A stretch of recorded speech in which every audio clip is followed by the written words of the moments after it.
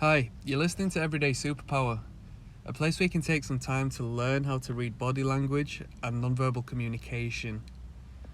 A place where you're going to be able to understand the unconscious signals you send out into the world, as well as being able to assess and read the unconscious signals those around you do. Okay, with this understanding, what you're going to be able to do is basically read minds. Pure and simple. You're going to be able to understand what somebody is thinking, who somebody is interested in, whether somebody's lying to you, whether they're telling the truth, and so on and so forth. It's I would say one of the world's most powerful tools, and it's not taught to you purely because those whom have the information aren't going to be giving it out. All right. So if you enjoy this topic and you want to learn how to essentially gain a real life superpower, I would recommend you click like and subscribe. Keep me in your algorithm, and we're going to have a lot more videos to come. All right. So without further ado, the lesson today is regarding the resting the head on the hands. All right. If you have a look at the photo ahead of you, that's a little bit of a idea as to what we're going for. Okay. There's more pure forms of what I'm speaking of, but I'm sure you've seen the behavior in the image before. So basically, we're talking about when the head rests on the hand. So if you're talking with someone and you see this behavior, or maybe even you enact this behavior when you're in the classroom, or when you watch television, or so on and so forth, you're going to be able to understand it by now, really. I was going to say by the end of the video, but you should be able to understand it by midway at the very least. So this is the hand to the cheek, although the head could be resting via the chin or the neck. Okay, atop of knuckles, atop of a flat hand, top of the top or the bottom of the hand. It doesn't really matter as long as the head is resting on the hands. All right. So this isn't the hand touching the face. This is the head literally resting against the hand. All right. So what does this say? It says the individual is bored. All right. So if you've done this behavior, you've been bored. All right. Have a think about when you do this behavior. When would you rest your head on your hands or your fists? All right. When you're bored. Times when you've been bored. All right. Such as when you're talking to someone and you see this behavior, you're going to have to switch it up because it's an open declaration of boredom. All right. So a way to look at it is that hand's a pillow, yeah? Well, we'll use two examples just to really nail it in. So that head's a pillow, yeah? They're so bored of what they're hearing or what they're thinking, they're using their hand as a pillow, all right, to rest their head on. Okay.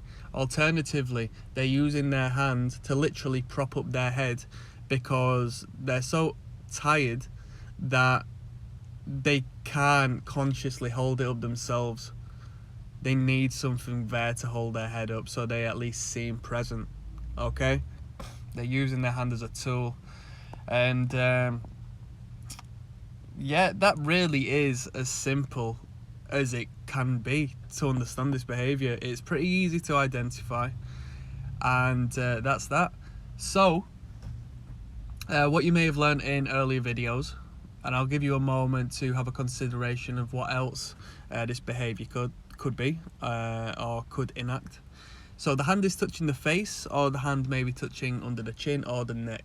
So what could that imply? Alongside the behavior showing boredom, what else is going on there? What else is going on? So what's happening is there's self-touch, okay? So it's a pacifying behavior to some degree. So when the hand touches the face, touches the neck, touches anywhere, if it's a self-touching gesture and it's done on a subconscious basis, it feels good, all right? You touch the nerve endings of your skin, you send feel-good endorphins to your brain. Why do you do that subconsciously? You do it to fight off stress because you're feeling stressed to some degree. Okay, the person in front of you is boring you to death. I'm so uncomfortable. I need some fun or some release somehow. So the hand touches the face, touches the neck, touches the chin, touches wherever, and sends positive, whatever you'd want to call them. I'm not I'm not Stephen Hawking. You know what I mean? all you gotta consider is it sends feel good vibrations and tinglings to the brain. All right, full stop. So it sends this positive feeling, these endorphins to the brain. Okay, dopamine, oxytocin, so on and so forth to the brain. It feels good. All right, so that is plain and simple what it is. Now, I've done a video on how to identify anger, right? So if you're to see the hand rested against the face, or well, actually the head rested against the hand or the head rested against the fist, what one would you prefer? You'd want to see the flat hand. All right, fists showcase volatility and a degree of, you know, pent up anger. Okay, the fist is a weapon. When you're speaking to an individual, you don't want to see a fist through any means, through their conscious decision or through their subconscious telling them, I need to ball my hands into a fist. It's not good.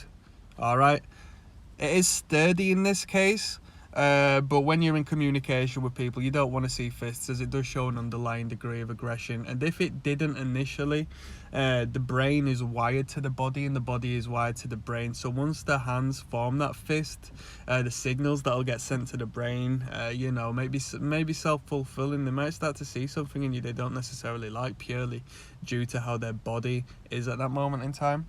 So just pay attention to that.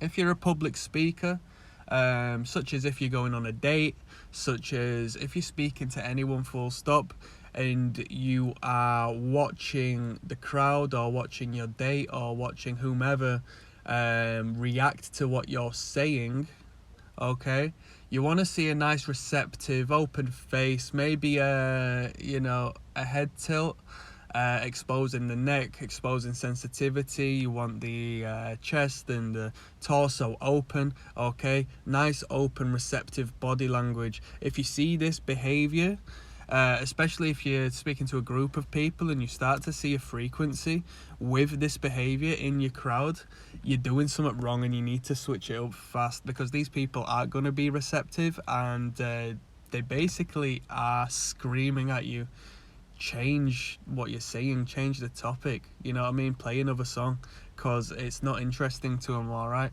so pay very close attention to that.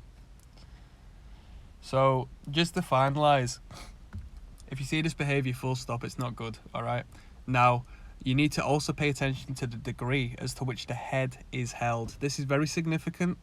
I don't think it's, you know, I say it's 0 to 100, to be honest with you. If you see this behaviour, get rid of it full stop. It doesn't matter to what degree, but there is significance into you know, how heavy the head is resting against the palm of the hand, the top of the hand, or the fist of the hand.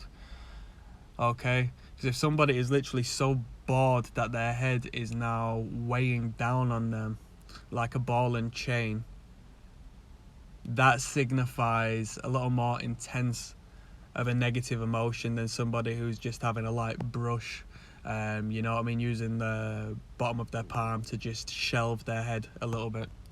So that's something to pay attention to, the intensity of the behaviour. Although I don't know how easy it is going to be to identify straight away, so if you're, you know, relatively new to identifying body language, I won't pay too much attention to that. Just have a look at the big picture, and if you can see this and identify this, you don't need to look any further. You just need to work around it and communicate in a better manner to ensure that you get them out of this hole. And that's about it. So I hope you enjoyed this video. I hope it's been of benefit. I'm going to continue doing videos as always. I'm going to, you know, give you a whole wealth of videos. I've got, you know, an incredible limitation of people watching these, but my subscriber count is going up, and I do appreciate you ever so much for showing me attention and finding what I have to say of interest. It really does. You know what I mean, it means a lot. It means a lot. So thank you very much. I'd recommend you click like and subscribe, as currently what you are sitting on is a treasure trove of uncommon information, which will really help you in your day-to-day life, whatever you do. We all communicate with people to some degree, We all watch people communicate to some degree. You can be a hermit watching the television. You're going to be able to read people, all right? So thank you very much. Bye.